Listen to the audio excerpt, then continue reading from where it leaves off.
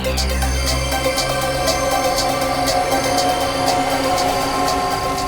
Guys guys guys, हम लोग कितना खुशनसीब है कि अब से कुछ ही देर में हम लोग वीडियो शावर देखेंगे, और वो भी एकदम लाइव।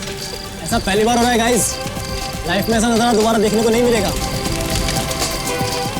ये देखो, अमेरिका में भी शुरू हो गया मीडिया शावर। अरे हमें इंग्लैंड के आसमान में भी दिखाई दे रहा है। अगला नंबर हमारे देश इंडिया का है दोस्तों। तैयार हो जाओ आसमान में प्रकृति की आतिशबाजी देखने के लिए। वो देखो, शुरू हो गया।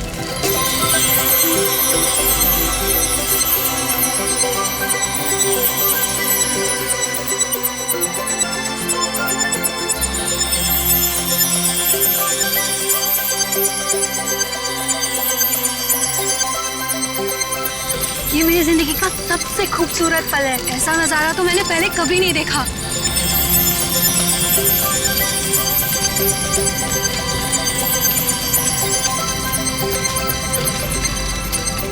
हे गाइस, वो देखो, आसमान से शायद कुछ गिर रहा है। ये कहीं किसी मीटियोर का हिस्सा तो नहीं है? वो देखो, वहां गिरा, चलो देखते हैं। ये तो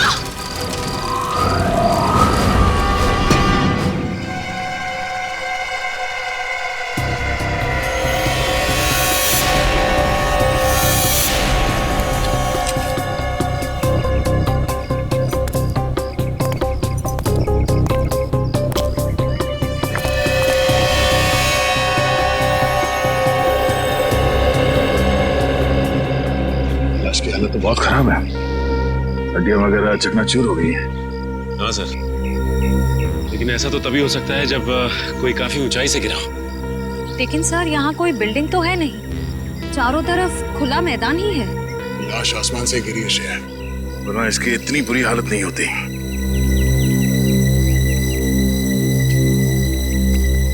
कब हुआ ये, कितने बजे? यही कोई रात 3:15 बजे। हम लोग रात को मीटियोर शावर देख रहे थे, तभी अचानक आकर के कुछ गिरा। और हमें लगा मीटियोर शावर का ही कुछ हिस्सा होगा, लेकिन जब पास जाके देखा तो लाश थी। सर, जब लाश ऊपर से गिर रही थी तब ये जल भी नहीं रही थी। अच्छा, ये केस कुछ ज्यादा ही पेचीदा लगता है। देखते हैं डॉक्टर सालुंके क्या कहते हैं इस लाश को देख के। चलो।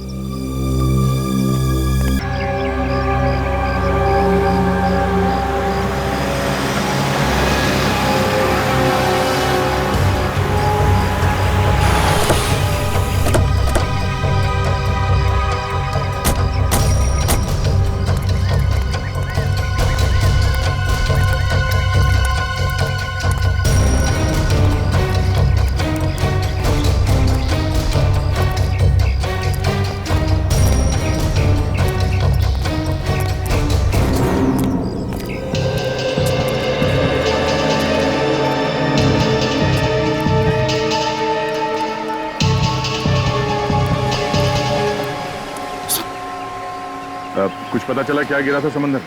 नहीं सर, समुद्र में क्या गिरा अब तक कुछ पता नहीं चला। अच्छा, पहली बार किसने देखा था उस चीज को समुद्र में गिरते हुए? शंकर ने कह रहा था कि जब वो अनोखी चीज समुद्र में गिरी तो वो बॉम्ब की तरह फट गई और उसमें से चिंगारियां भी निकली। सर, हो सकता है ये कोई बॉम्ब ही हो, शायद किसी ने ऊपर से फेंका। नहीं सचिन, कोई समुद्र में बॉम्ब क्यों गिराएगा? बात कुछ और ही है। हो ना हो, इसका उस लाश के साथ जरूर कुछ संबंध है। ये शंकर कहाँ? सर, वो रहा सर।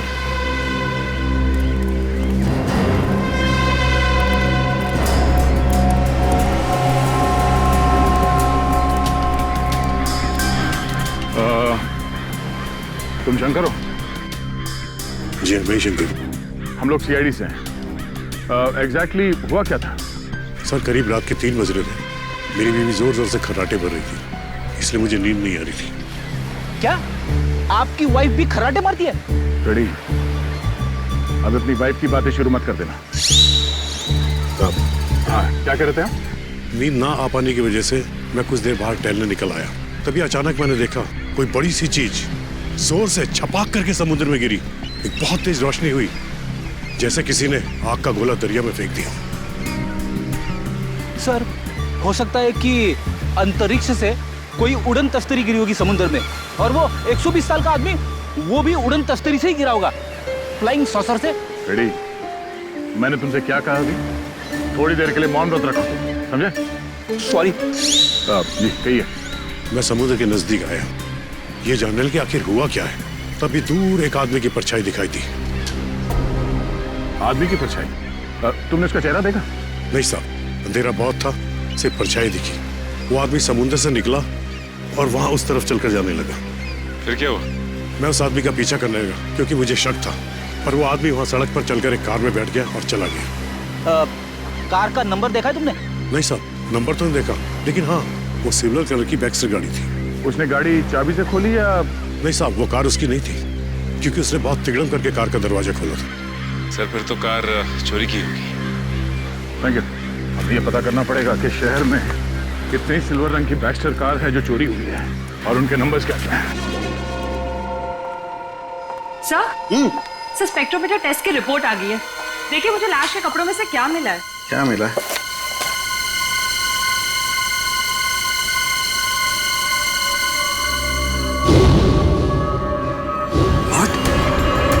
Rocket fuel? हाँ सर। अरे लेकिन तारिका, रॉकेट फ्यूल तो स्पेस क्राफ्ट को स्पेस में भेजने के लिए इस्तेमाल होता है। सर कहीं आदमी रॉकेट में होगा तो? नहीं, रॉकेट में होगा तो भी क्या है, रॉकेट में होने से इसके कपड़ों पर रॉकेट फ्यूल कैसे आ सकता है Tarika? It is not possible. नहीं, ये कुछ और ही चक्कर है। क्या? ओह माय गॉड, ये कैसे हो सकता है? वो कैसा? ये मैंने क्या कर दिया है? अब देखना, वो प्रद्युमन वो मेरी मजाक उड़ाएगा, आग बबूला हो जाएगा मुझसे। यार ये ऐसी गलती मैं कैसे कर सकता हूँ? गलती? कौन सी गलती सर? निखिल, उस समुद्र में जो खास चीज गिरी थी उसके बारे में क्या पता चला? सर अब तक तो कुछ पता नहीं चला है सर, लेकिन गोताखोर लगे हुए हैं। सर समुद्र का वो हिस्सा काफी गहरा और खतरनाक है, इसलिए गोताखोरों को काफी दिक्कतों का सामना करना पड़ रहा है। बॉस, अभी तो और भी दिक्कतों का सामना करना पड़ेगा। और भी दिक्कतों का मतलब क्या है डॉक्टर साहब आपका? मतलब ये अभिजीत के मुझसे बहुत बड़ी गलती हो गई है। गलती? ऐसी क्या गलती कर दी सर आपने?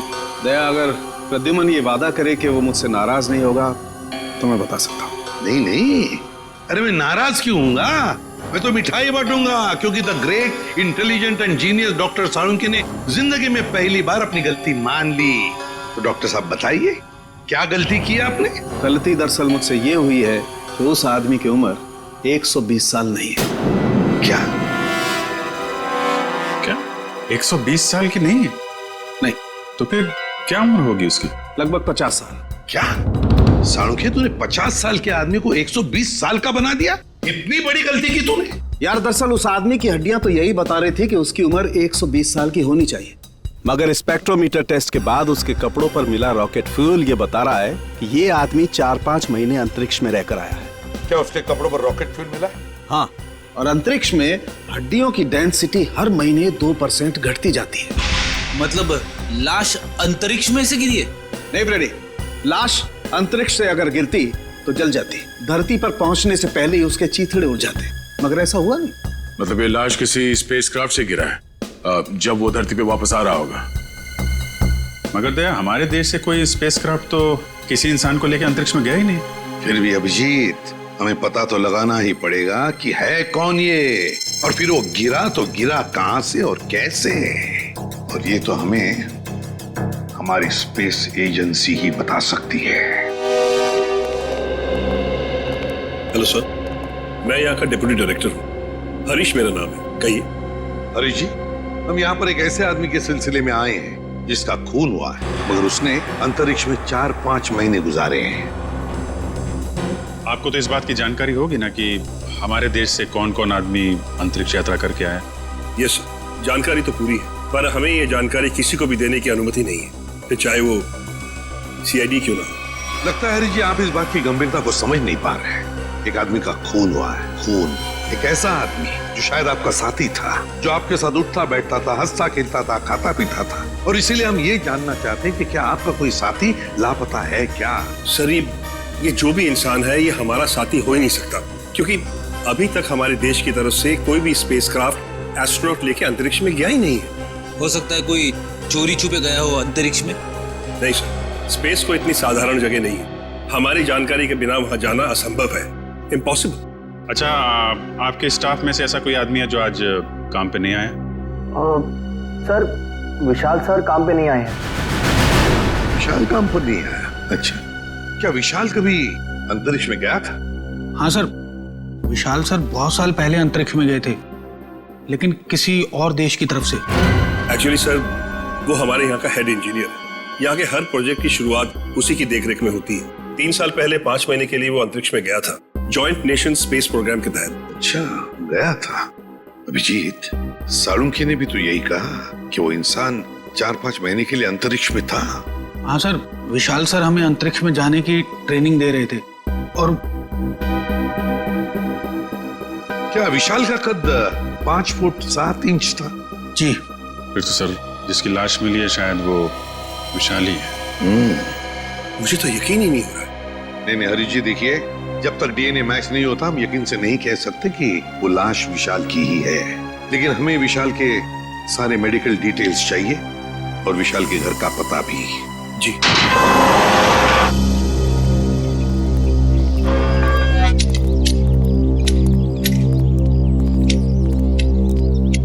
सुनिए,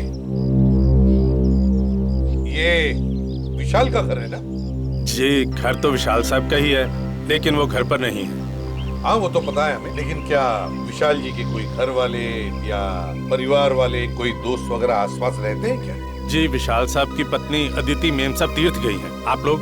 हम लोग सीआईडी से। सीआईडी? जी। कहिए क्या बात है? आप कौन है? आपका नाम क्या है? जी, मेरा नाम बिरजू है। अच्छा, देखो बिरजू, हमें एक लाश मिली है। लाश? और हमें शक है कि वो लाश विशाल जी की है। ये कैसे हो सकता है? विशाल साहब नहीं मर सकते। देखिए, आप संभालिए अपने आप को। फिलहाल हमें सिर्फ शक है कि ये लाश विशाल जी की है। हो सकता है कि ये लाश किसी और की हो। भगवान करे वो लाश विशाल साहब की ना हो। वैसे आखिरी बार कब देखा था तुमने विशाल जी को? कब मिले थे उन्हें? कल सुबह जब मैं काम पर आया था तो विशाल साहब ने मेरी बाहर से ही छुट्टी कर दी थी। घर के बाहर से ही छुट्टी दी? क्यों, किस लिए? जी पता नहीं, ऐसा पहले कभी नहीं हुआ है। मैंने विशाल जी से कहा कि मैं घर की सफाई कर देता हूँ, झाड़ू पोछा कर देता हूँ, मैं फिर चला जाता हूँ, लेकिन उन्होंने मुझे घर में घुसने ही नहीं दिया। आपको उन्होंने घर में घुसने नहीं दिया? जी हाँ, उनका बर्ताव बड़ा अजीब सा था। जब उन्होंने अदिति मेम साहब के तीर्थ पर जाने की बात कही तो मुझे बड़ा अजीब सा लगा। मुझे यकीन ही नहीं हुआ। लेकिन क्यों? क्योंकि अदिति मैडम इस तरह अचानक कहीं नहीं जाती। अगर वो शहर से बाहर कहीं जाती भी हैं, तो महीनों पहले वो अपनी तैयारी पूरी कर लेती हैं। अच्छा, साहब ने तुम्हें घर के अंदर आने से मना कर दिया। वैसे बिरजू, हम घर के अंदर देखना चाहते हैं। तुम्हारे पास घर की चाबी तो होगी?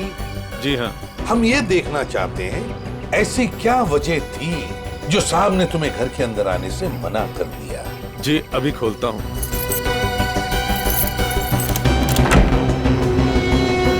आइए साहब। सचिन, घर को अच्छी तरह से देखते हैं, देखते कुछ मिलता है क्या। चलो।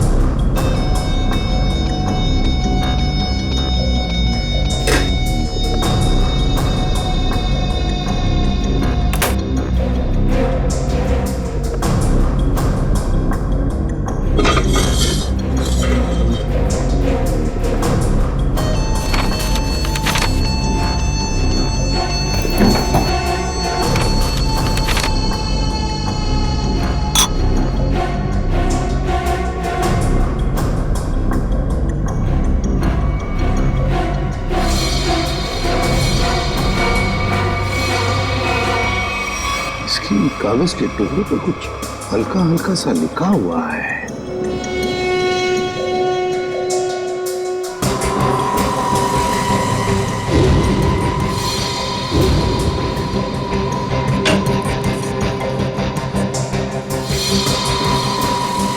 सर। हाँ सचिन।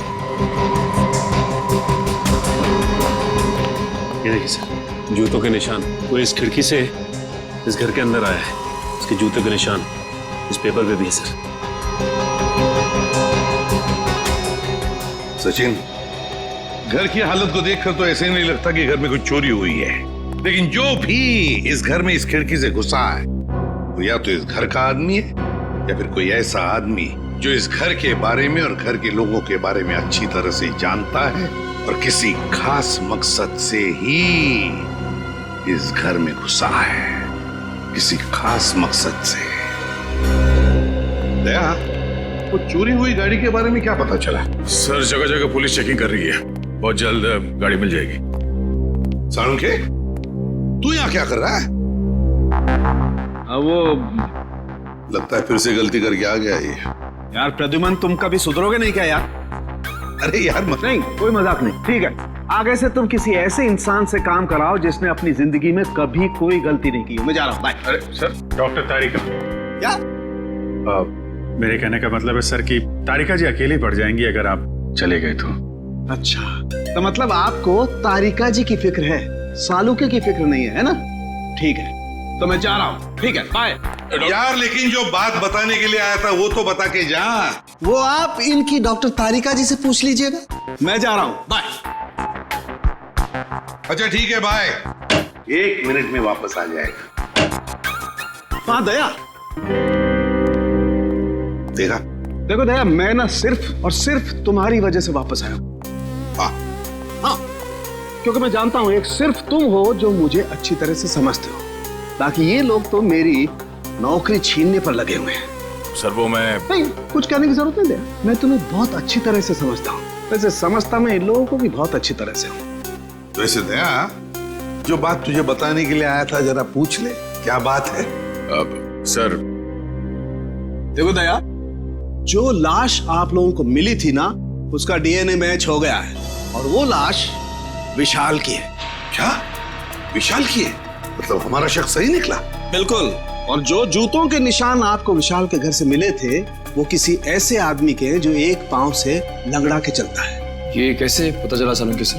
देखो, जब कोई इंसान लंगड़ा के चलता है तो उसका एक पैर पर वजन ज्यादा होता है और दूसरे पैर पर वजन कम होता है, और इसीलिए दोनों पैरों का अलग अलग निशान पड़ता है। वाह सालुंखे साहब, वाह, बड़ा तगड़ा ऑब्जर्वेशन है आपका। Thank you. समझ था क्या है? वैसे साळुंखे यार, वो कागज के टुकड़े जो मिले थे विशाल के घर से, उन पर कुछ लिखा हुआ था, वो क्या है?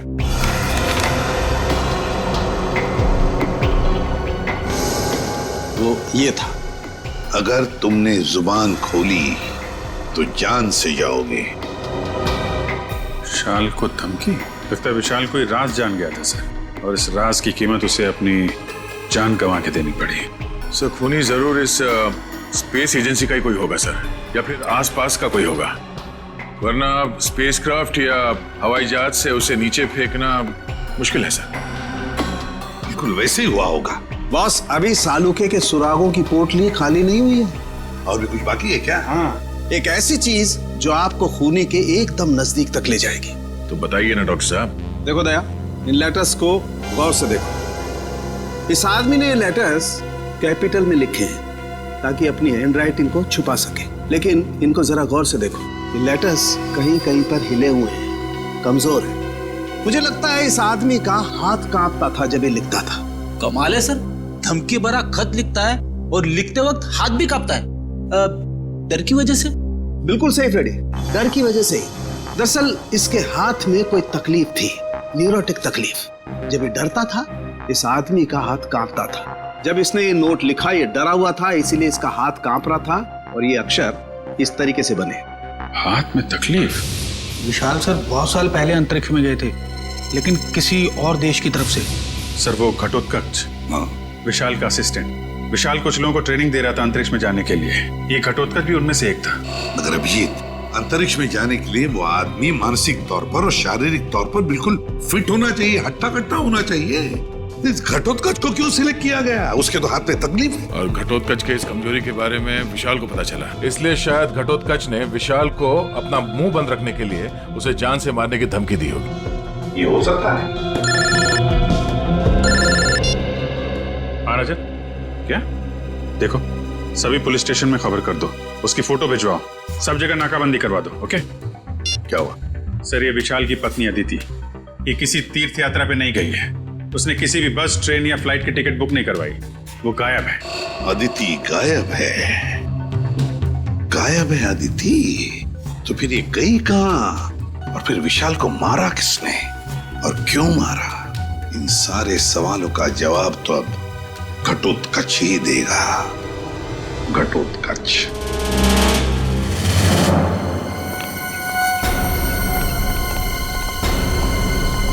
शरीर घटोत्कच का कैसे?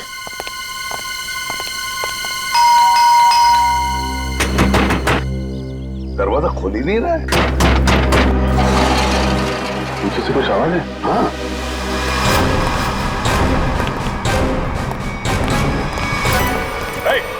पकड़ो उसे।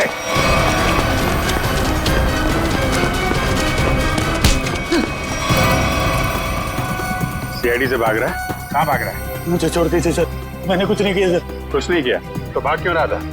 मैं जानता था सर कि आप लोग मुझ पे शक करेंगे। आप लोग मुझ पे शक करेंगे? शक नहीं करेंगे तो क्या पूजा करेंगे? हाँ? तुमने विशाल को चिट्ठी भेजी थी ना, धमकी भरी। अगर तुमने अपना मुंह खोला तो जान से जाओगे। भेजी थी या नहीं? बोल। हाँ सर, वो खत मैंने लिखा था सर, लेकिन वो मेरी भूल थी जो मैंने गुस्से में की थी सर। मैंने विशाल सर को नहीं मारा था। ऐसी कहानी हम लोग बहुत सुन चुके हैं, समझे? मैं सच कर रहा हूँ सर, मैं तो 3 दिन पहले विशाल जी के घर पे गया था उनसे माफी मांगने के लिए। तुम यहाँ पर क्यों आए हो? देखिए विशाल जी, मैं आपसे अपनी उस चिट्ठी के लिए माफी मांगने के लिए आया। उस वक्त मैं शराब के नशे में था और शराब के नशे में ही अक्सर सच्ची बात जुबान पर आ ही जाती है। देखिए आप ऐसा मत कहिए, आप न सिर्फ मेरे दोस्त हैं बल्कि मेरे मार्गदर्शक भी हैं। अगर आपने मुझे माफ ना किया तो मैं अपनी नजरों में गिर जाऊंगा। ठीक है, मैंने तुम्हें माफ किया। देखिए आप कुछ परेशान नजर आ रहे हैं। परेशान? नहीं, मुझे काहे की परेशानी है?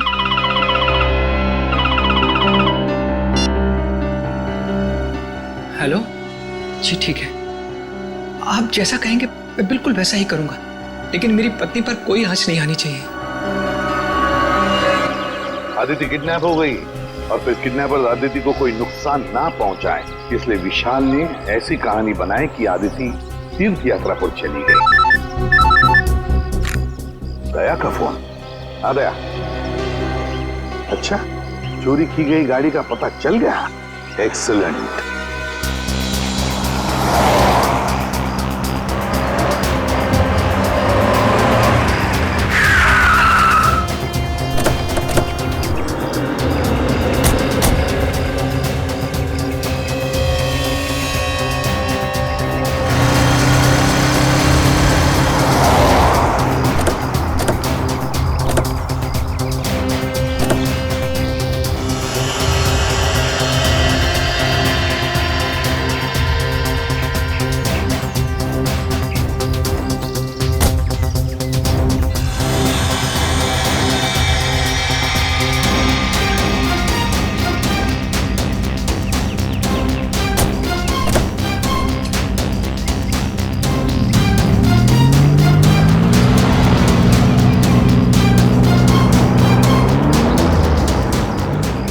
खूनी समंदर किनारे से इस गाड़ी में यहाँ तक आया और उसके बाद गाड़ी को यहाँ पे लावारिस छोड़ के किसी और गाड़ी में चला गया।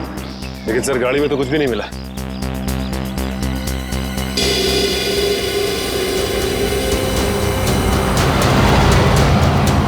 ये देखो, सीसीटीवी कैमरा लगा हुआ है इस ट्रैफिक पोस्ट पे। जरूर उस खूनी का चेहरा इस कैमरे के कैद हो गया होगा। इसके लिए काम करो, आरटीओ को कांटेक्ट करो और इस कैमरे की फुटेज ले लो। सर हेलो, क्या आदिति मिल गई? कौन सा हॉस्पिटल में है? हेलो सर, मैं इंस्पेक्टर प्रशांत। हाँ, मैंने ही आपको फोन किया। अच्छा, आदिति की तबीयत कैसी है? सर उन्हें गोली लगी थी। गोली लगी थी? जी हाँ, उनका ऑपरेशन हुआ है, अब वो खतरे से बाहर है। लेकिन ये आदिति मिली कहाँ तुम लोगों को? सर हम लोग पेट्रोल पे थे। Hello control room. Yes sir, यहाँ सब कुछ ठीक है सर, ओवर। अरे राघव, वो देखो, किसी औरत को जबरदस्ती ले जाया जा रहा है। कहीं अदिति तो नहीं जिसकी फोटो सीआईडी ने भेजी थी हर जगह ढूंढने के लिए? हो सकता है। चलो देखते हैं। पीछा करो उसका। चलो जल्दी। एक काम करो, सारे में बंदी रखो ताकि उन्हें पता नहीं चले कि हम लोग उनका पीछा कर रहे हैं। वो रहे।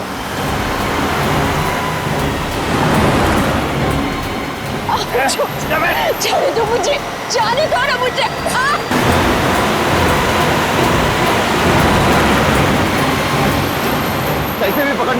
करो, पीछा करो जल्दी।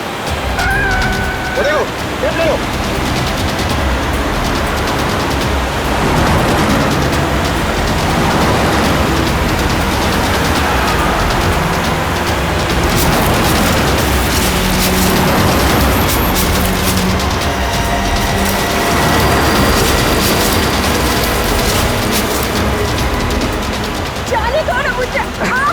जाने देंगे, जाने से पहले तोहफा तो लेके जाओ। ऐसा तोहफा दिखाता हूँ मैं तोहफा। ये ड्राइवर चलो।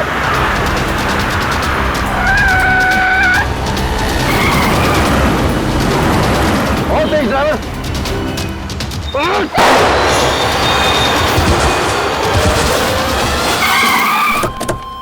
चलो जल्दी चलो।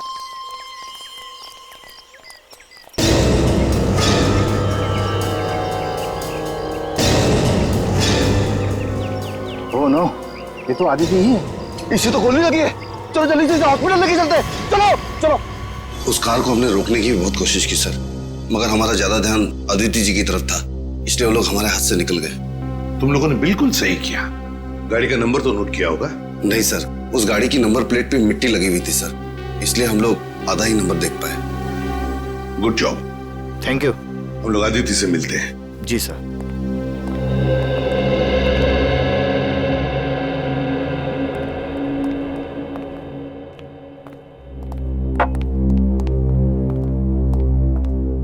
अदिति, अब कैसी हो? ठीक हूँ। आप कौन? मैं एसीपी प्रद्युमन, सीआईडी से। सीआईडी से?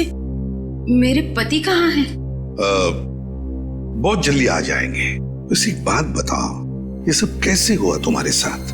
2 दिन पहले जब मैं सब्जी मंडी से घर लौट रही थी, कुछ लोग मुझे अपने गाड़ी में डालकर साथ ले गए। उनमें से किसी का चेहरा देखा आपने? नहीं, उन्होंने अपने चेहरे पर मास्क डाल रखा था। ओह, मास्क पहन रखा था। वैसे कहाँ लेकर गए वो तुम्हें, कुछ बता सकती हो? पता नहीं, उन लोगों ने मुझे कुछ खिलाकर बेहोश कर दिया था। एक अंधेरे कमरे में रखा था और वो मुझे विशाल के काम के बारे में सवाल पूछ रहे थे। विशाल के काम के बारे में? तो तुमने क्या कहा?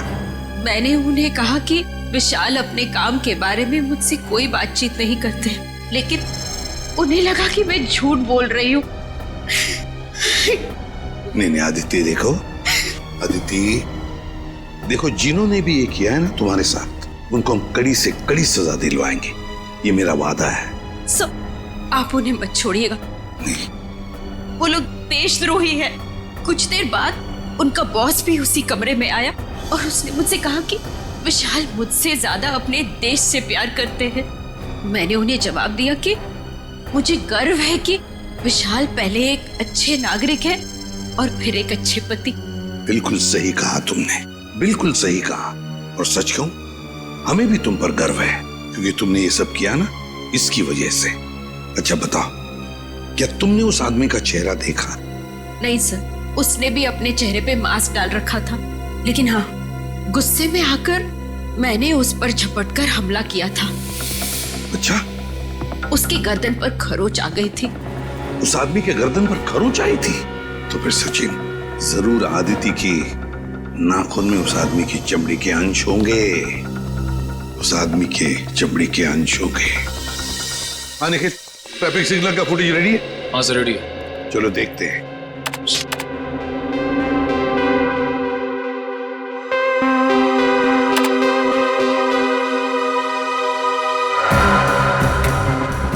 रात का फुटेज है, समझ में नहीं आ रहा है। दिन का फुटेज दिखाओ।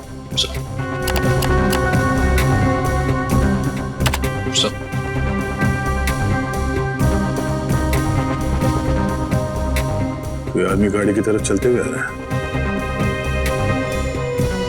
निखिल, पॉज करो, रिवाइंड करो और फिर से प्ले करो।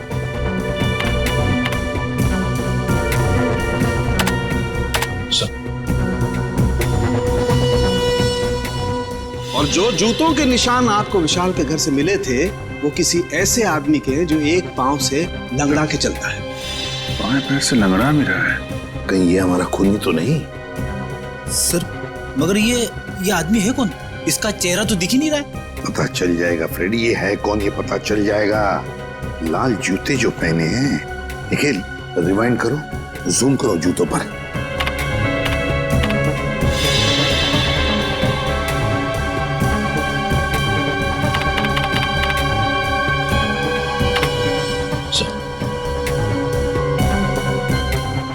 ये जूते मैंने कहीं देखे हैं सर। देखे? कहां पर? किसके पैरों में? सर आज विशाल सर नहीं आए हैं। समीर विशाल का असिस्टेंट सर, और वो लंगड़ा के भी चल रहा था। विशाल का असिस्टेंट समीर। अरे दरवाजा तो खुला ही है। माय गॉड, खून। चौकन ना रहना, लगता है किसी को घसीट के ले जाया गया है यहां से उस तरफ।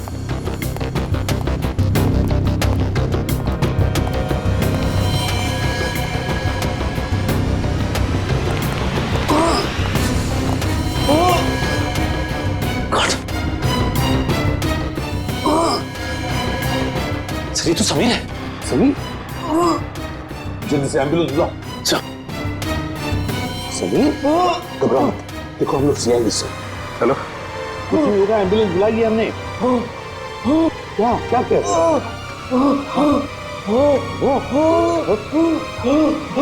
क्या बताओ बताओ। Sameer Sameer. Okay thank you sir. Ambulance आ रही है सर। समीर तो मर गया। माय गॉड सर, हम तो सोच रहे थे कि ये समीर ही गुनहगार है, लेकिन यहाँ तो समीर का ही किसने खून कर दिया। वही तो, इस शतरंज के खेल का असली खिलाड़ी तो कोई और ही है, कोई और ही है। समीर के घर में से जो डॉक्यूमेंट्स मिले उससे पता चलता है कि समीर विशाल के लिए काम करता था, जासूस था वो विशाल का। दुनिया के सामने समीर विशाल का असिस्टेंट और असली काम जासूसी। एग्जैक्टली। और जब विशाल को पता चला कि स्पेस एजेंसी में कोई गद्दार है जो वहां की खुफिया इंफॉर्मेशन बाहर भेज रहा है, तो बस उसका पर्दाफाश करने के लिए उसने समीर को रख लिया काम पर, जासूस बनाकर। और इसीलिए समीर ने भी हमें कुछ नहीं बताया, क्योंकि विशाल ने उसे ऐसा करने से मना कर दिया था। हाँ, दया जब विशाल का खून हुआ तब शायद समीर तहकीकात करने के लिए विशाल के घर गया। और जैसे ही खूनी को लगा कि समीर उस तक पहुंचने वाला है, उसने समीर का भी खून कर दिया। बॉस, आसानों की अदिति के नाखूनों में चमड़ी के अंश मिले? हाँ मिले ना, उसके नाखूनों में चमड़ी के अंश मिले। तो जब मैं आप लोगों को बताऊंगा कि उस चमड़ी का डीएनए किसका था, आप लोग दंग रह जाएंगे। डॉक्टर साहब, रियलिटी शो के विनर का नाम अनाउंस करने जैसा सस्पेंस मत बढ़ाइए, नाम बताइए ना प्लीज। बॉस, उस आदमी का नाम है deputy director Harish. Hello sir, मैं यहाँ का डिप्टी डायरेक्टर हूँ, हरीश मेरा नाम है। क्या डिप्टी डायरेक्टर हरीश? तभी तो समीर मरते वक्त हाँ ऐसे कर रहा था। क्या क्या कह रहा? समीर कहना चाहता था हरीश, वो हरीश का नाम लेना चाहता था। Deputy director Harish, space agency का deputy director Harish. Excuse me sir, आप लोग यहाँ? जरा हरीश जी को बुलाइए। कहाँ है वो? सर वो तो कुछ ही घंटे पहले चले गए। चले गए? कहाँ गए, कुछ पता है आपको? नहीं सर, वो बड़ी जल्दी में थे, इसलिए बिना कुछ बताए निकल गए। कोई बात नहीं, हम पता लगा लेंगे। उनके गाड़ी का नंबर दीजिए। जी। हेलो, हाँ बोल रहा हूँ। कहाँ पे? एमआई इलाके में? ठीक है, ओके सर। हरीश की गाड़ी एमआई इलाके में देखी गई है सर। एमआई इलाके में? हाँ सर। शेयर जरा नक्शे में चेक करो, एमआई इलाके में हरीश कहाँ जा सकता है? सर एमआई इलाके के आगे तो बॉर्डर है, हमारे राज्य की सीमा, और ये बॉर्डर एमआई इलाके से 15 किलोमीटर दूर है। तो ये उड़ान भर के हरीश अपना घोंसला कहीं और बनाना चाहता है? और सर उड़ान भरने के लिए पास में ही एक रनवे और एयरफील्ड भी है। फिर तो सर ये शहर से नहीं, देश से बाहर निकलने का प्लान बना रहा होगा। तो चलो इसके प्लान का आज क्लाइमैक्स कर देते हैं।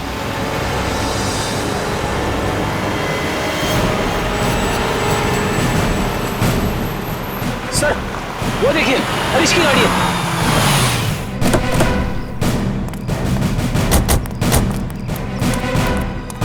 सर गाड़ी तो खाली है सर, तो लगता है भाग गया है हरीश। लगता है वो एयरफील्ड की तरफ गया है। चलो लेट्स गो।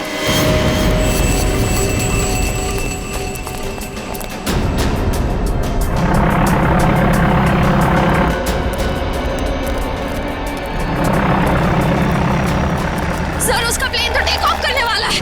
सर अगर ये विदेश चला गया तो इसे पकड़ना और भी मुश्किल हो जाएगा। कहीं नहीं पहुंचेगा ये। Oh no.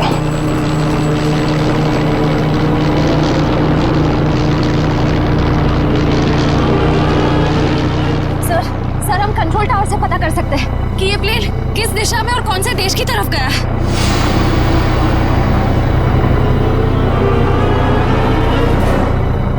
पता तो कर सकते हैं श्रेया, मगर क्या सर? पता नहीं क्यों मुझे ऐसा लग रहा है कि हम अब भी असली खून तक नहीं पहुंचे हैं। सर इस हरीश तक पहुंचते पहुंचते रह गए सर। नहीं निखिल,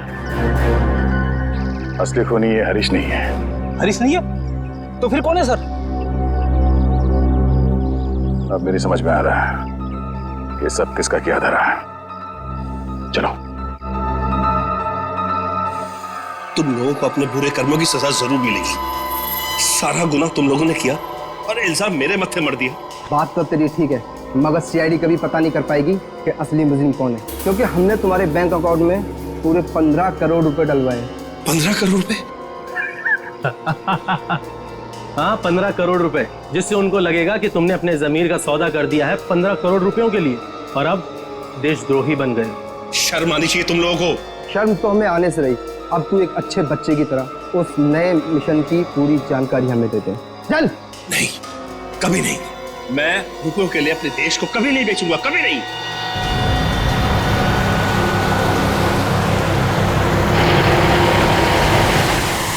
देख, मैं तुझे आखिरी बार बोलता हूँ, बता दे, जिंदा छोड़ दूंगा तुझे, वरना तुम्हारे मरने के बाद वो जानकारी तो हम हथिया ही लेंगे। एक गद्दार की जिंदगी जीने से एक देशभक्त की मौत मरना मुझे ज्यादा गंवारा है, समझे तुम लोग? हाँ, मगर अफसोस, कानून और देशवासियों की नजरों में तू हमेशा एक गद्दारी कहलाएगा। नहीं रहेगा। कोई अपनी जगह से नहीं लेगा। जा नीचे, हाथ खोलो, उठ। बस।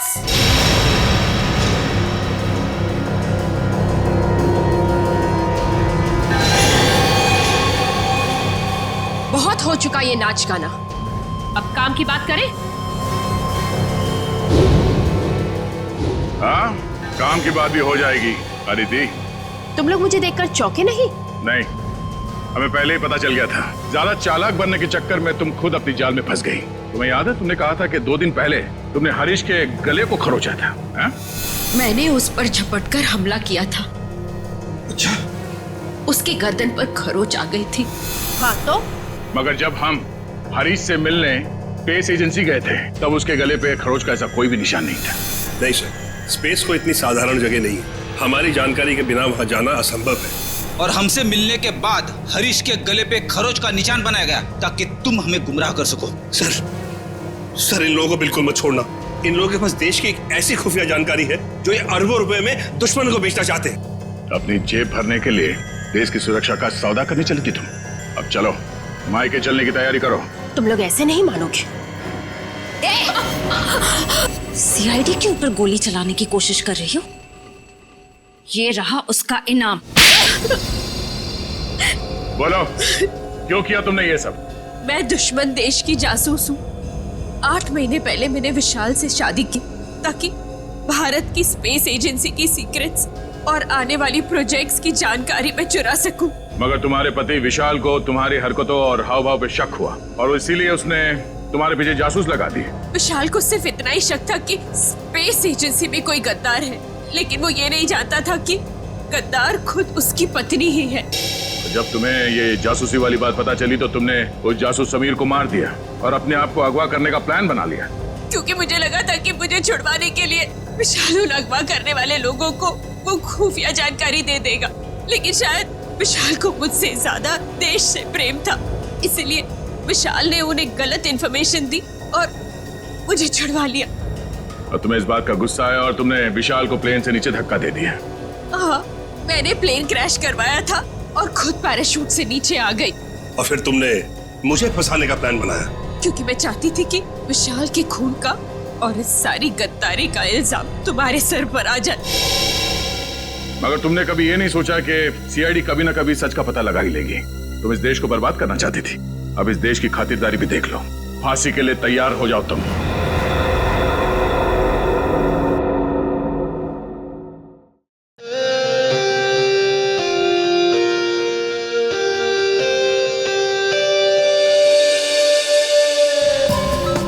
अरे निधि, क्या हुआ? तुम क्यों भाग रही हो?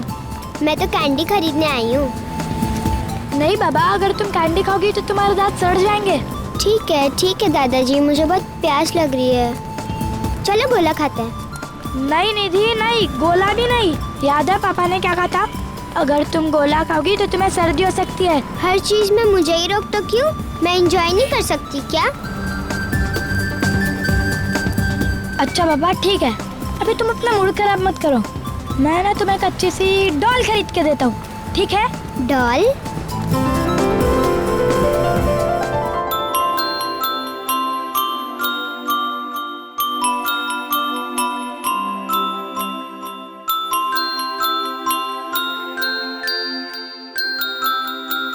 भैया कौन सी डाल लूं?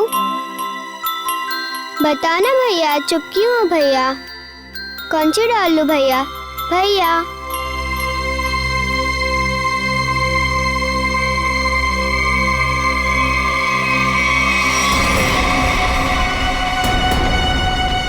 मम्मी,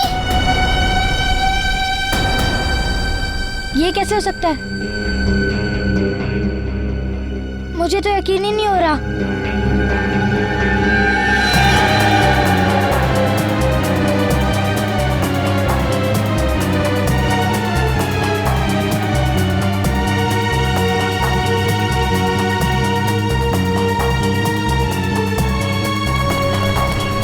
वो देख, वो रही मम्मी।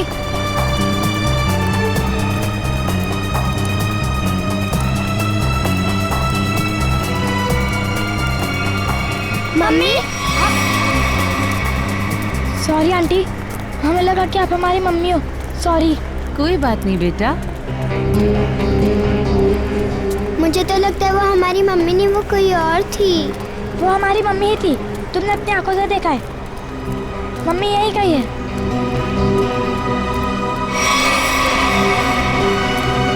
मम्मी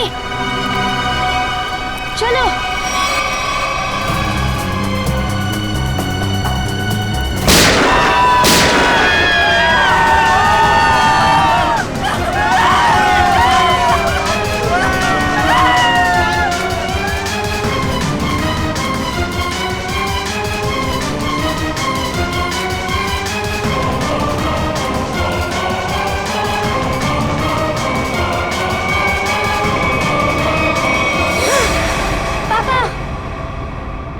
क्या हुआ बेटा? डरो मत, कुछ नहीं होगा तुम्हें। पापा, मैंने अभी अभी मम्मी को देखा। मानव, क्या बात कर रहे हो? ऐसा कैसे हो सकता है? हाँ पापा, मानव सच बोल रहा है, मैंने भी देखा। कहाँ पे? उस तरफ।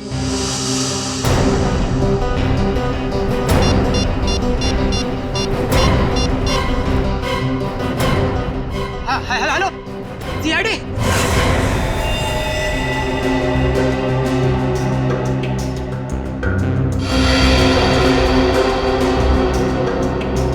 खूनी का निशाना काफी अच्छा है। इतने भीड़ के बीच में भी गोली सीधे माथे पे मारी है। हाँ सर, इतनी भीड़ भाड़ होने के बावजूद और किसी को गोली नहीं लगी। फिर एक काम करो, आसपास जाके पता करो किसी ने कुछ देखा है क्या। यहाँ पे सिक्योरिटी इंचार्ज कौन है? सर मैं हूँ। इधर आओ। गोली किसने मारी? पता नहीं सर, यहाँ भगदड़ मच गई थी तो देख नहीं पाए। कोई गन लेके मॉल के अंदर आ गया? हा? इतनी लापरवाही, कैसी ड्यूटी कर रहे थे आप? गलती होगी सर, मैं भी यही सोच रहा हूँ। अब तो मेरी नौकरी भी खतरे में पड़ गई सर। नौकरी तो आपकी जाएगी जाएगी। ये बताओ कि मन्नू यहाँ पे मॉल में करता क्या था? कुछ खास नहीं सर, जैसे सब करते थे वही काम वो करता था। सर यानी ऐसा भी नहीं था कि मन्नू किसी गहने की दुकान को या कोई महंगी चीजों को गार्ड करता था? अच्छा ये बताओ कि मनु से किसी का कोई झगड़ा था या कोई दुश्मनी? नहीं सर, वो तो बहुत शांत किस्म का आदमी था। उसे किसी ने क्यों गोली मारी होगी? सर ये मिस्टर प्रेम है, ये आपको कुछ बताना चाहते हैं। हाँ मिस्टर प्रेम, क्या बताना चाहते हैं? सर मेरे बच्चे मॉल में शॉपिंग कर रहे थे और मैं एटीएम से पैसे निकालने गया था। इतने में शूट आउट हुआ और शूट आउट से पहले मेरे बच्चों ने उनकी मम्मी को देखा। तो बात दरअसल ये है सर कि मेरी पत्नी निमिषा 6 साल पहले मर चुकी है। 6 साल पहले? ये कैसे हो सकता है? आपको पूरा यकीन है कि आपके बच्चों ने अपनी माँ को ही देखा था? हाँ अंकल, मैं सच कह रहा हूँ, मैंने अपनी मम्मी को ही देखा था। हाँ अंकल, मैंने भी देखा था यहाँ पे। हाँ बच्चों, अगर आपने देखा है तो अपनी मम्मी को ही देखा होगा। और एक सच और भी है सर कि मेरी वाइफ की मौत रोड एक्सीडेंट में हुई थी। ऐसा कैसे हो सकता है सर? एक मरी हुई औरत फिर से जिंदा कैसे हो सकती है? कुछ तो राज है फ्रेडी। इस मॉल में यहाँ के सिक्योरिटी गार्ड का खून हो जाता है और इसी मॉल में एक आदमी की पत्नी जो 6 साल पहले मर चुकी थी उसे देखा जाता है, वो भी जिंदा। अब ये 2 बातें एक साथ एक ही जगह पे इस मॉल में। सर ये एक बहुत बड़ा कोइंसिडेंस है। और सीआईडी इत्तेफाक में विश्वास नहीं रखती। हाँ सचिन, एक काम करो, इस मॉल में जितने कैमरास हैं उन सबके फुटेज ले लो और हाँ आसपास जितने भी सुराग मिलते हैं सब उठा लो। फुटेज से पता चल जाएगा कि ये बच्चे जो कह रहे हैं अपनी माँ के बारे में वो सच है या नहीं, और ये भी पता चल जाएगा कि सिक्योरिटी गार्ड पे गोली किसने चलाई।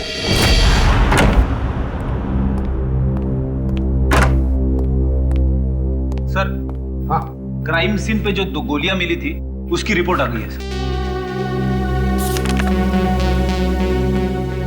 एक गोली .45 कैलिबर की और दूसरी .35 कैलिबर की। मतलब 2 हमलावर सर? हाँ हो सकता है। और अभिजीत उस मनु के बारे में क्या पता चला, वो सिक्योरिटी गार्ड? सर वो तो बिल्कुल सीधा साधा आदमी, किसी से कोई लड़ाई झगड़ा कुछ नहीं, कोई क्रिमिनल रिकॉर्ड भी नहीं उसका। तो फिर सर खूनी ने सिर्फ गार्ड पर ही गोली क्यों चलाई? सर ये देखिए, स्क्रीन के राइट साइड पर मानव और निधि खड़े हैं। ये मानव निधि को इशारा कर रहा है। पूरी जिस तरफ ये इशारा कर रहा है ना मानव, उस तरफ का जरा फुटेज दिखा।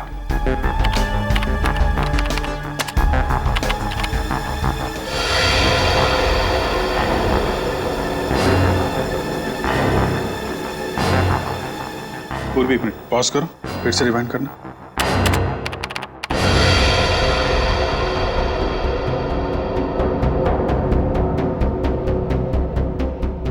जैसे ही गोली चली औरत ने डक किया और गोली सीधे सिक्योरिटी गार्ड को लग गई। हाँ अभिजीत, लगता है गोली चलाने वाला उस औरत को मारना चाहता था, लेकिन झुक गई और बाल बाल बच गई।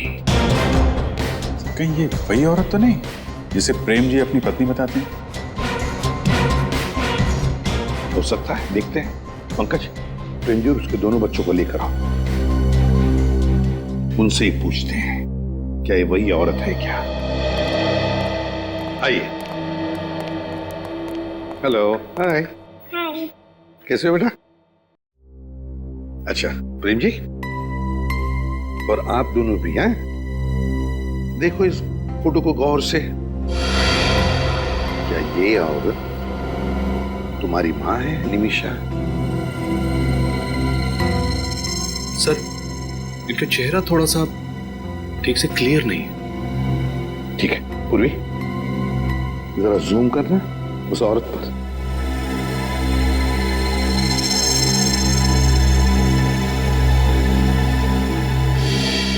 हाँ सर, यही निमिषा। सर ये इनकी पत्नी की कोई हमशक्ल भी तो सकती है? नहीं सर, मेरे बच्चों का भी मानना है कि ये इनकी माँ ही है। प्रेम जी एक बात बताइए, आपने ही तो बताया था कि निमिषा के एक्सीडेंट में मौत हो गई और फिर उसके सारे क्रियाक्रम भी आपने किए, तो अब निमिषा जिंदा कैसे हो सकती है? मैं भी यही सोच के हैरान हूं सर। डॉक्टर ने तो पोस्टमार्टम भी किया था उसका। प्रेम जी, एक बार दिल से नहीं दिमाग से सोच के देखिए, अगर ये औरत निमिषा है तो फिर वो आपसे और अपने बच्चों से इतने साल से दूर क्यों थी? कोई औरत ऐसा क्यों करेगी? पता नहीं सर, निमिषा ने ऐसा क्यों किया। प्रेम जी, बुरा मत मानिए, एक बात पूछता हूं, वैसे आप दोनों के बीच में संबंध कैसे थे? मेरा मतलब है, क्या निमिषा के साथ आपका कोई झगड़ा वगड़ा था या फिर बिल्कुल नहीं सर, मैं निमिषा से बहुत प्यार करता था। हमारा परिवार एक सुखी परिवार था। आप हमारे किसी भी रिश्तेदार से पूछ सकते हैं सर। ठीक है, अब आप जाइए बच्चों को लेकर, और अगर उस औरत के बारे में, मेरा मतलब है निमिषा के बारे में और कुछ पता चला तो आपको हम बता देंगे। ठीक है सर, थैंक यू। अभिजीत, उस मॉल में जाके वापस पता लगाना पड़ेगा कि गोली चलने के बाद उस औरत का क्या हुआ उस औरत का, और फिर उस डॉक्टर से भी पूछताछ करनी पड़ेगी जिसने उस औरत का पोस्टमार्टम रिपोर्ट बनाया। डॉक्टर दिग्मांशु कहाँ मिलेगी? वहां पे। Thank you. जी कहिए। दिग्मांशु, हम लोग सीआईडी से, और आपसे कुछ पूछताछ करनी थी। बॉडी को ऑटोप्सी रूम में ले जाओ, मैं भी आता हूँ। Okay sir. कहिए, आपको कौन से केस की पूछताछ करनी है? हमें निमिषा की पोस्टमार्टम रिपोर्ट चेक करनी है। ये है निमिषा की सारी डिटेल।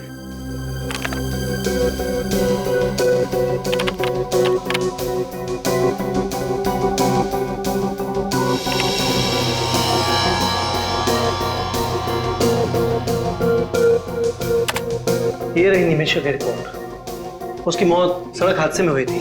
एक्सीडेंट की वजह से उसे ब्रेन हैमरेज हुआ था।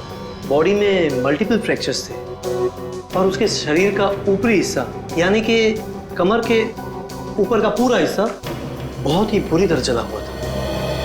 डॉक्टर साहब, जब उनके शरीर का ऊपर का हिस्सा पूरी तरह जल चुका था, तो आप इतने यकीन के साथ कैसे कह सकते हैं कि वो निमिषा ही थी? कोई गलती भी तो हो सकती है। गलती का तो सवाल ही नहीं उठता ऑफिसर। ब्लड रिपोर्ट्स, डीएनए सब कुछ चेक किया था मैंने। लेकिन डॉक्टर साहब, हमारे पास एक ऐसा कारण है जिसकी वजह से हमें लगता है कि निमिषा मरी नहीं बल्कि जिंदा है। आपके पास कारण जो भी हो ऑफिसर, लेकिन मेरे 10 साल के करियर में मुझसे आज तक कोई गलती नहीं हुई। डॉक्टर साहब, आप हमें निमिषा की पोस्टमार्टम रिपोर्ट दे दीजिए। सीसीटीवी फुटेज के हिसाब से वो औरत इस मॉल के वेस्ट विंग की तरफ गई थी। किसी न किसी ने तो उसे जरूर देखा होगा। आसपास दुकान वाले से पूछो। वेस्ट विंग में काफी सारे शॉप्स हैं। यहाँ पे 2 फायर एग्जिट्स हैं जिसे हमें चेक करना होगा। और हाँ, इस कॉरिडोर के एंड में एक वॉशरूम है, उसे भी देखते हैं। अरे भाई साहब, ये इस औरत को यहाँ देखा क्या? नहीं देखा।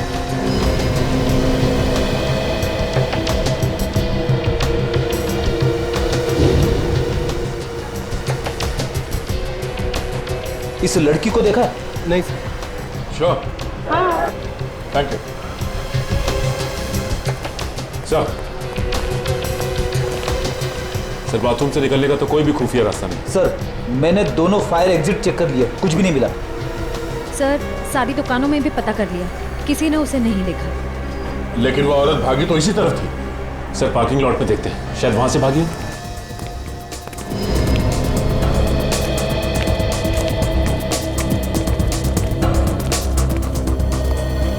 सुनो भाई साहब। हाँ सर, बताइए। ये फोटो देखिए, इस औरत को यहाँ से भागते हुए देखा था आज? नहीं साहब, मैंने तो नहीं देखा। तुम यहाँ अकेले काम करते हो या कोई और भी होता है? नहीं साहब, हम 2 जन काम करते हैं। बुलाओ। जी सर। ए मंगू, इधर आना। जी साहब। इस फोटो को ध्यान से देखो। क्या शूटआउट के बाद ये औरत तुम्हें यहाँ से भागती हुई दिखी थी?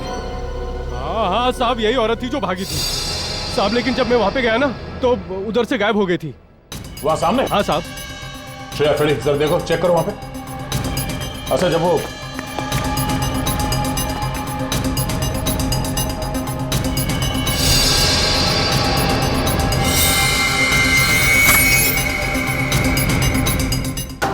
सर, गन मिली है। गन? सर लगता है भागते वक्त उस औरत के हाथ से गिर गई होगी ये गन। वो औरत शायद गाड़ी से भाग गई होगी। 4 गोलियां हैं इसमें। एक काम करो, इस रिवॉल्वर को बैलिस्टिक जांच के लिए भेज दो। सर। और सुनो, कार पार्किंग के रजिस्टर लेके आओ जल्दी। सर शूट आउट हुआ था 11:35। ठीक 20 मिनट बाद पार्किंग लॉट से 5 गाड़ियां निकली हैं सर यहाँ से। इन 5 गाड़ियों के ओनर्स का पता करो। खूनी इन 5 में से कोई एक है, या फिर वो औरत जो मिस्टर प्रेम की पत्नी की जैसी दिखती है। मॉल में जो गन मिली थी उसकी बैलिस्टिक रिपोर्ट आ गई सर। ये 2 गोलियां जो हमें मॉल में से मिली थी वो इस गन से चली ही नहीं। नहीं सर, मतलब साफ है निमिषा ने मॉल में गोली चलाई ही नहीं है। मगर सर, गन में से 2 गोलियां गायब कैसे होगी? रेडी हो सकता है कि मॉल में आने से पहले उस औरत ने कहीं और 2 गोलियां चलाई हो। हाँ हो सकता है। निमिषा को मारेगा कोई क्यों? सर हो सकता है निमिषा का कोई ऑफिस में दुश्मन हो जिसका उसके साथ कभी झगड़ा हुआ हो, और शायद इसी वजह से उसने निमिषा का एक्सीडेंट करवा दिया। हाँ सर, एक्सीडेंट में वो बच गई, इसीलिए मॉल में हमला करवा दिया उस पर। लेकिन एक मामूली से अकाउंट्स असिस्टेंट निमिषा, उसकी जान के पीछे कोई क्यों पड़ रहा है? सर शूट आउट के बाद मॉल में से जो 5 गाड़ियां निकली थी उनमें से 4 गाड़ियां तो किसी क्रिमिनल की नहीं, मगर सर ये 5वीं गाड़ी, इसका मालिक फोन नहीं उठा रहा है। उसका नाम अंकुश है। अंकुश? गाड़ी के मालिक का नाम अंकुश? बस तो फिर आरटीओ में से पता लगाओ इस गाड़ी के रजिस्ट्रेशन डिटेल्स के बारे में, पता मिल जाएगा इस अंकुश का। पता तो चले ये अंकुश वहां क्या करने गया था मॉल में।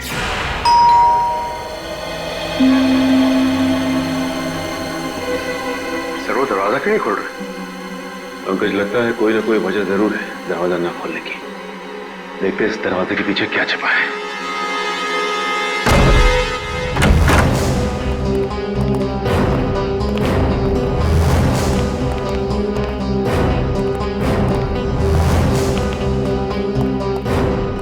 सर घर पर कोई नहीं। और सर सामान भी ऐसे ही रखा हुआ है, लगता है काफी टाइम से कोई आया नहीं है। नहीं पंकज, कोई ना कोई तो आके गया है। ये देखो, ये चाय,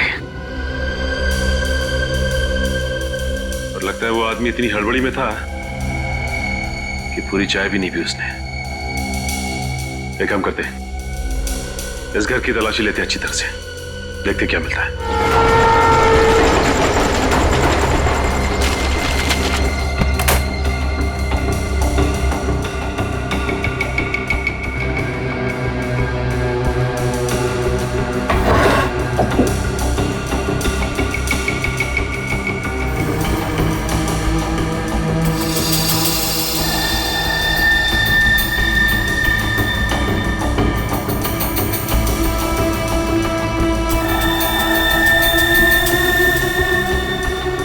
के निशान, इसका मतलब इस कबर्ड को किसी ने यहां से हटाया है। शायद इसके पीछे कुछ है। Sir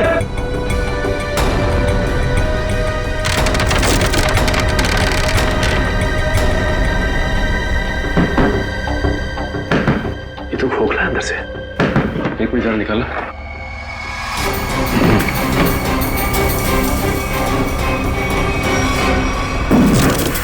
box? तो ये सब इस बॉक्स को छुपाने के लिए किया गया था। देखते हैं क्या है इस बॉक्स में।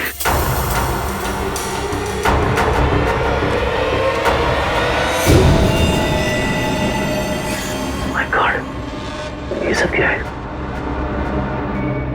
इतने सारे नोट और ये तरह तरह की गन।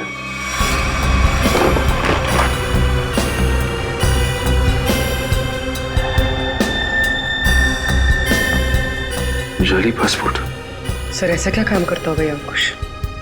कुछ ना कुछ तो ऐसा जरूर करता होगा जिसका कनेक्शन निमिषा से है, वरना उसे मॉल से भगाने में उसकी मदद नहीं करता हो, और वो भी अपनी कार में। सर ये देखिए नक्शा। देखिए, इस जगह को नक्शे में मार्क किया गया है। ये जो गार्डन के सामने ये शॉपिंग कॉम्प्लेक्स है, ये तो मालवीय नगर में है। सर ये देखिए, इस मंदिर के सामने इस बिल्डिंग को भी मार्क किया गया है, पर क्यों? एक बार इस बिल्डिंग के आसपास जाकर चक्कर लगाएंगे ना, तो सब कुछ समझ में आ जाएगा। सर ये वो जगह जिसे मैप में मार्क किया गया, मंदिर के सामने।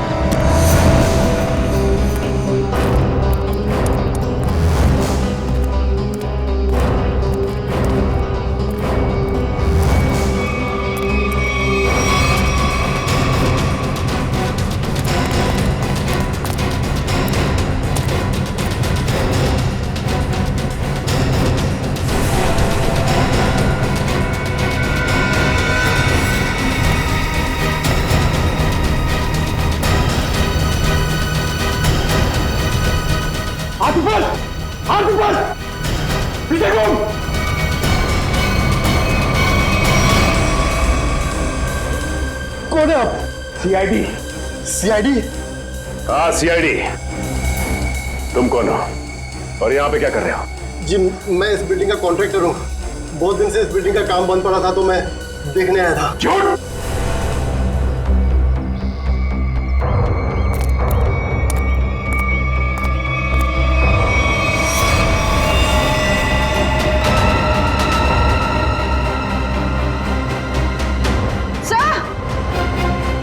चलो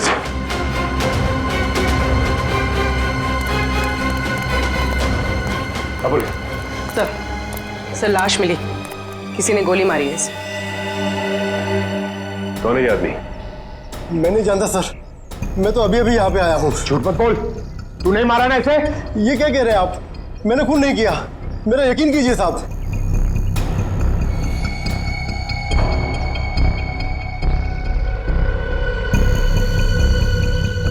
यहाँ गन का बॉक्स पड़ा है और गन गायब।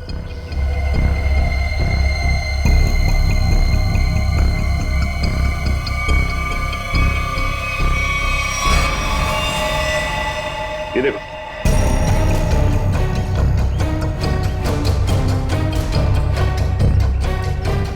ये गन, लगता है ये आदमी स्नाइपर है और अपने टारगेट का इंतजार कर रहा था यहाँ पे।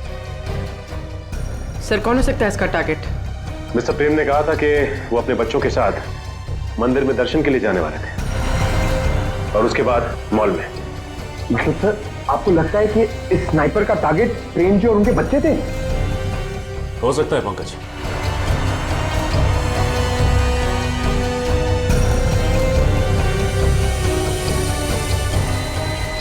सर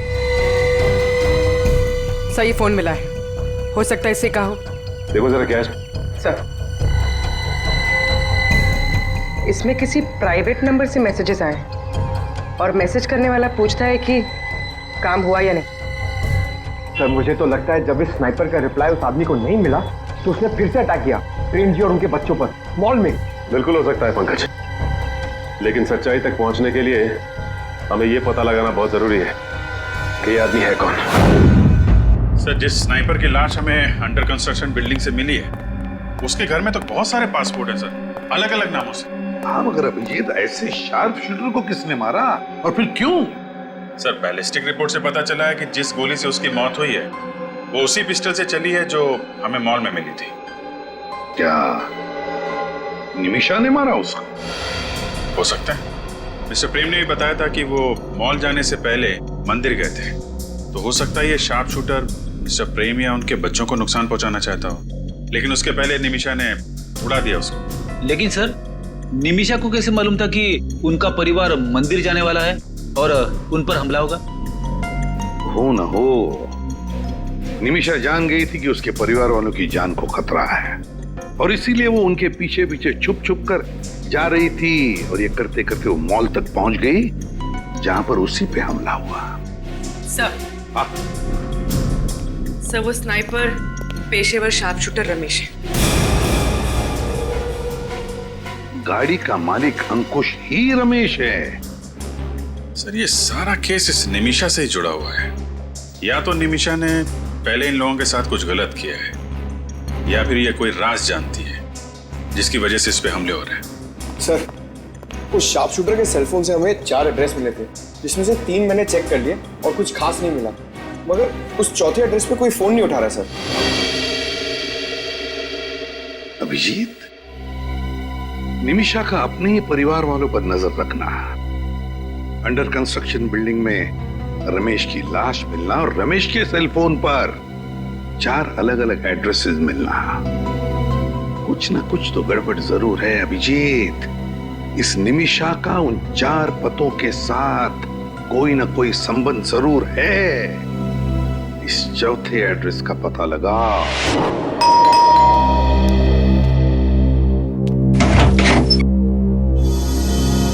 जी कहिए। हम लोग सीआईडी से एक केस के सिलसिले में कुछ पूछताछ करनी है। तो आप लोग अंदर आइए ना प्लीज।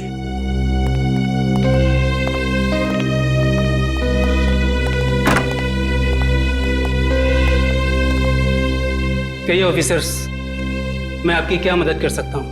इसका नाम रमेश है, क्या आप इसे पहचानते हैं? हाँ, मैं जानता हूँ इस आदमी को। अरे ये आदमी हमारा केबल ठीक करने के लिए आया था। ओह, तो इसीलिए रमेश के मोबाइल पे इस घर का एड्रेस था। मगर सर वो यहाँ पे आया क्यों होगा? हो सकता है निमिषा से मिलने आया। एक मिनट, ये इस फोटो को ध्यान से देखिए। ये पहचानते हैं आप? इसका नाम निमिषा है। हाँ, मगर ये निमिषा नहीं, ये तो आदिति है। नहीं, आपसे कोई गलती हो रही है। इसका नाम निमिषा है। नहीं मैडम, इसे पहचानने में मुझसे कोई गलती नहीं हो सकती। इसे मैंने अपना घर किराए पर दिया था। ये आदिति ही है। अगर आप लोगों को यकीन नहीं आता तो मेरे पास एग्रीमेंट कॉपी भी है। जी लाइए।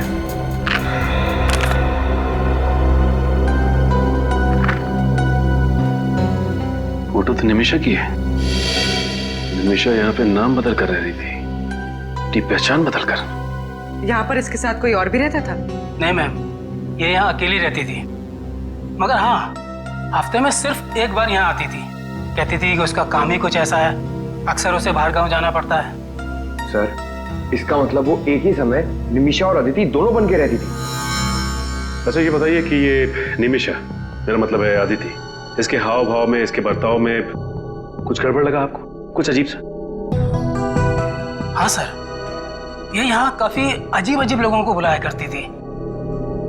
अजीब लोग मतलब? जैसे मेरे पड़ोसी अक्सर कहा करते थे कि ये कोई गलत काम करती है, मगर मुझे उन लोगों की बातों पर विश्वास नहीं हुआ। लेकिन जब मैंने अपनी आंखों से उसे के गैंग के लोगों से बात करते हुए देखा, तब मुझे यकीन हुआ और मैंने उसे फौरन घर खाली करने को कह दिया और पुलिस में कंप्लेंट भी कर दी। के गैंग? ये के गैंग तो मुन्ना की गैंग है, वो ड्रग पैडलर। सर, के गैंग विदेश से बहुत ही महंगे ड्रग्स मंगवाती है और अपने नेटवर्क का इस्तेमाल करके ये ड्रग सप्लाई करती है। इस गैंग के मेंबर्स को पकड़ने का कोई तो रास्ता होगा। सर, उन्होंने अपने मेंबर्स की गिनती पहले से कम कर दी। यानी छोटे मोटे डीलर्स को हटाकर उन्होंने अपना नेटवर्क ही छोटा कर दिया है। हाँ सर, ये गैंग आज भी उतनी ड्रग्स की हेराफेरी करती है जितनी पहले करती थी, लेकिन सिर्फ उन्हीं डीलर्स के साथ काम करती है जिन पर उनको पूरा भरोसा है। और सर, पिछले 1 साल में इनका कोई भी मेंबर या डीलर पकड़ा नहीं गया। सर, के गैंग के खास लीडर के बारे में पता चल गया सर। उसका नाम जसलोक है। जसलोक? सीआईडी वालों को मुझसे क्या काम पड़ गया? के गैंग के बारे में क्या जानते हो? के गैंग के बारे में? मैं के गैंग के बारे में कुछ नहीं जानता।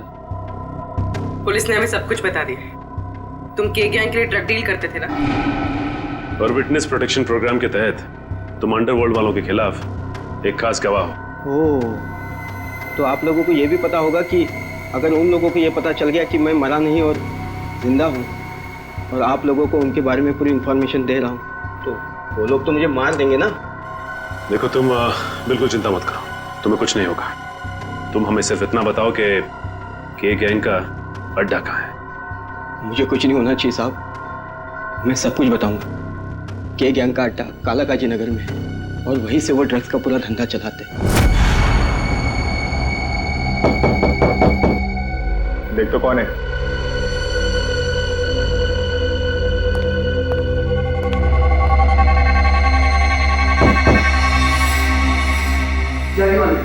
चौकदार।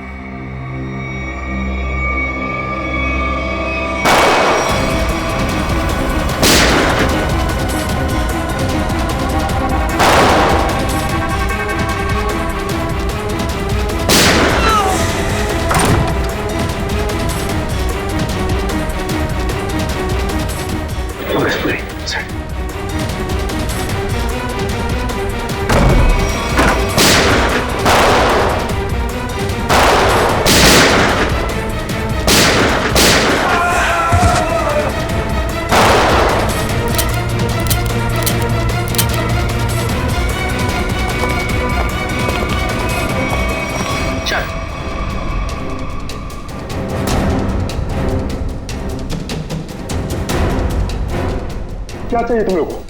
अदिति। अदिति? मैं किसी अदिति को नहीं जानता। नहीं जानता?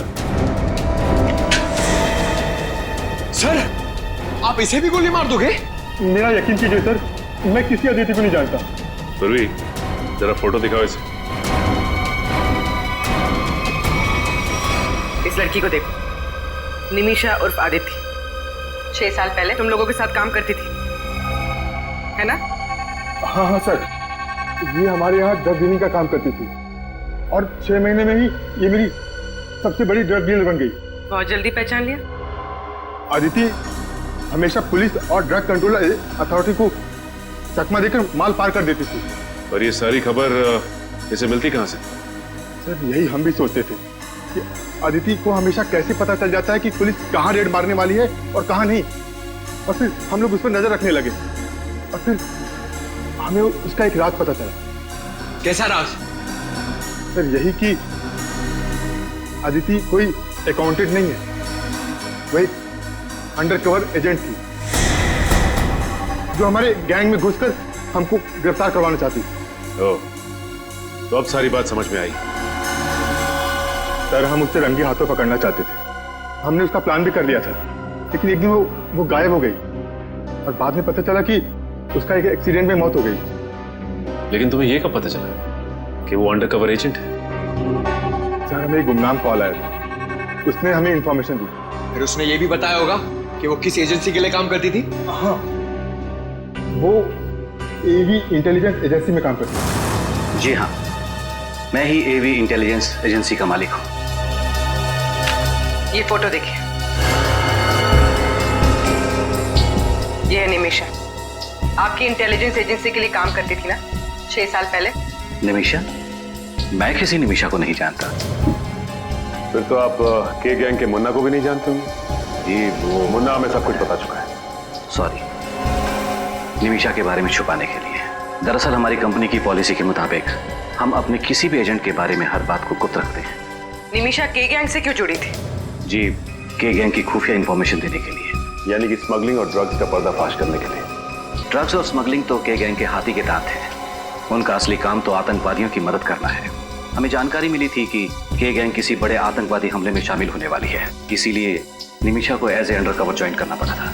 पर निमिषा के किसी साथी ने निमिषा की असलियत के बारे में के गैंग को बता दिया। वैसे कौन हो सकता है? हमारी कंपनी में तो ऐसा कोई नहीं हो सकता। आप चाहें तो सभी के रिकॉर्ड चेक कर सकते हैं। इसकी जरूरत नहीं पड़ेगी, हम खुद पता लगा लेंगे। Thank you.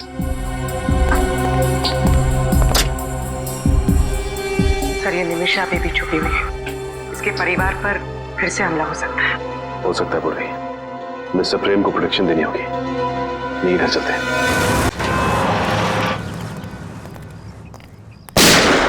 सर गोली की आवाज? हाँ, लगता है गुंडे अंदर घुस गए। चलो देखते हैं।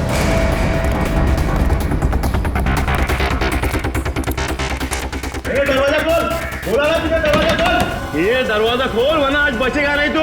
खोल दरवाजा, आज तू बचेगा नहीं। ए, तू दरवाजा।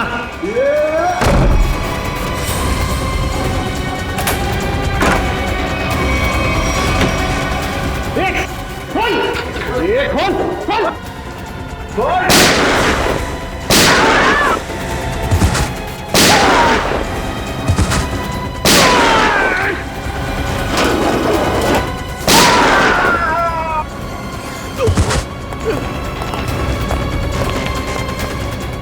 प्रेम जी आप ठीक तो है ना? मैं ठीक हूँ, बोरी छू के निकल गई। ओके जल्दी से हम लोग बोलो कौन हो तुम और किसने भेजा यहाँ पे? बोलो।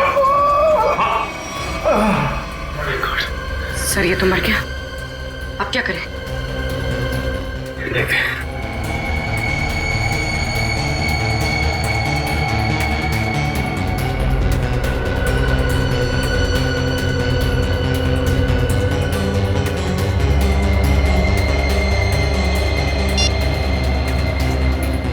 इसमें तो निमिषा के परिवार की फोटो है। सर ये तो डॉक्टर तिग्मांशु की है, उनका इस केस से क्या लेना है? इसका मतलब निमिषा के परिवार के साथ साथ डॉक्टर तिग्मांशु की भी जान को खतरा है।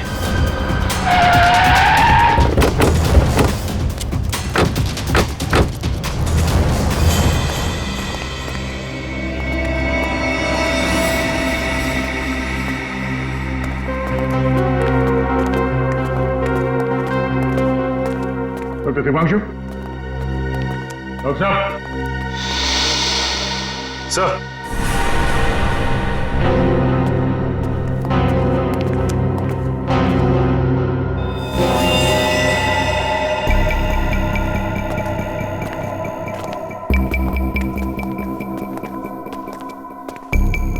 Oh no. Doctor Tigmanshu,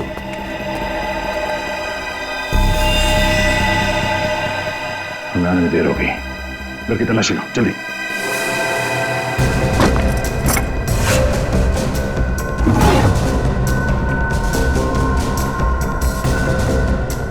sir आप रेडी? ये देखिए सर, सफेद पाउडर जैसा कुछ है। सफेद पाउडर?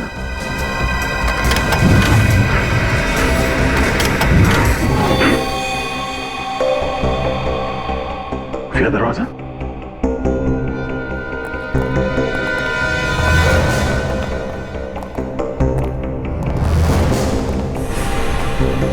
एक और दरवाजा।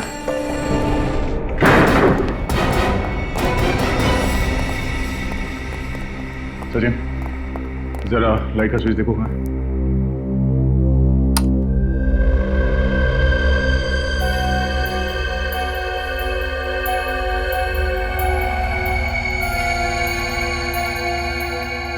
सर ये देखिए सर, लेडीज परफ्यूम और ये हेयर ब्रश। हेयर ब्रश पे किसी औरत का बाल भी है। सर अलमारी में औरत के कपड़े। सर सर ये डायरी, ये फोटो एल्बम और ये लैपटॉप है सर। तो लैपटॉप चेक करो। निमिषा की डायरी, यानी ये निमिषा इतने सालों से डॉक्टर तिग्मांशु के साथ यहाँ चोरी छुपे रह रही थी। सर मतलब डॉक्टर तिग्मांशु ने छोटी पोस्टमार्टम रिपोर्ट बनाई थी? हाँ। एक बात समझ में नहीं आ रही सर, ये डॉक्टर तिग्मांशु निमिषा की मदद क्यों कर रहे थे? क्योंकि डॉक्टर तिग्मांशु निमिषा के फैमिली फ्रेंड थे। ये देखिए सर इसमें अलग अलग जगह की वीडियोस है। ओह, ये देखो, ये आदमी शायद इसी ने निमिषा को पर्दाफाश किया था और इसीलिए निमिषा इस आदमी पर नजर रख रही थी।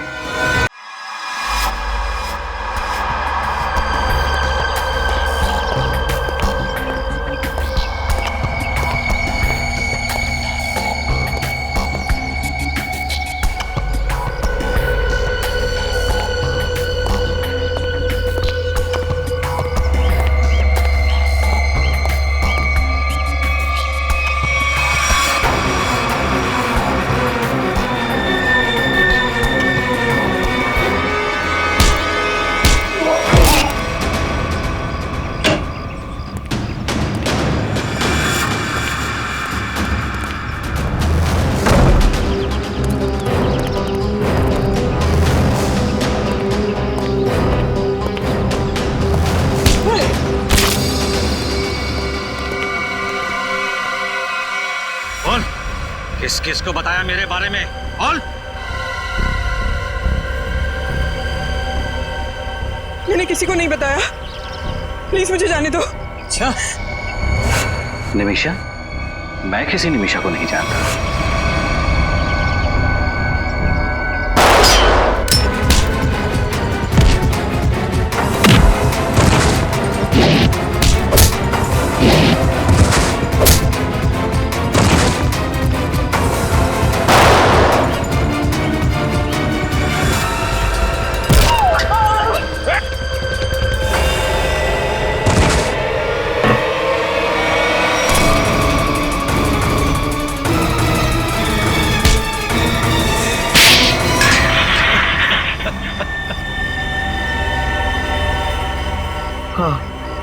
मैंने ही निमिषा पर हमले करवाए थे।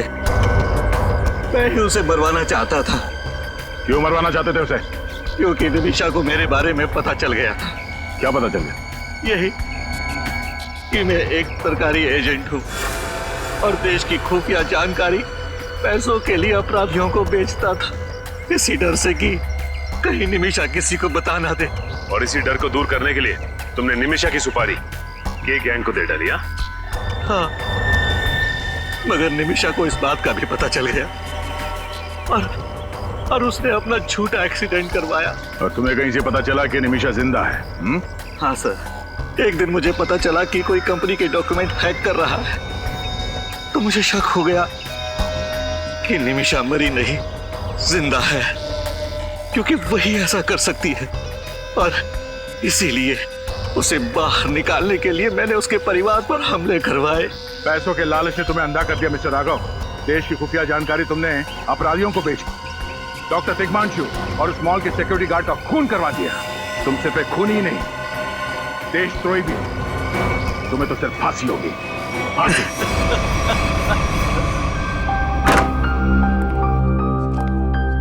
मिस्टर प्रेम, अब उनकी तबीयत पहले से बहुत बेहतर है, घबराने की कोई बात नहीं, आप जाके मिल सकते हैं।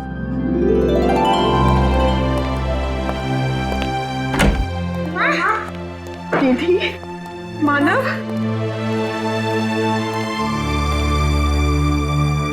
निमिषा, तुमने ये सब मुझसे क्यों छुपाया? काश तुमने मुझे ये सब कुछ पहले बता दिया होता। तुम्हारे बिना इतने सालों से मैं कहाँ जी रहा था। मेरे लिए भी ये सब आसान नहीं था प्रेम। इतने साल आप लोगों के पास होते हुए भी मैं आपसे दूर रही, लेकिन ये सब मैंने जानबूझकर किया, क्योंकि मैं नहीं चाहती थी कि आपकी और बच्चों की जिंदगी खतरे में पड़े। अब मैं स्कूल में सबको बड़े गर्व से कहूंगी कि मेरी मम्मा एक अंडरकवर एजेंट है, बिल्कुल सीआईडी की तरह। सचमुच बच्चों, आपकी माँ वाकई बहुत बहादुर है। नहीं नहीं सर, मेरे लिए तो हमेशा से आप लोग ही आदर्श रहे हैं। किस तरह आप लोगों का शुक्रिया अदा करूं? आप लोगों ने मेरे परिवार को बचा लिया है। ये क्या कह रही है? हमने तो सिर्फ अपनी ड्यूटी की है। मैं तो आपसे 2-3 टिप्स लेना चाहता हूँ। टिप्स? कैसी टिप्स? यही कि आप इतने साल अंडरकवर कैसे रही? I mean, आप मिसेस निमिषा नहीं, लेडी जेम्स बॉन्ड कहूंगा।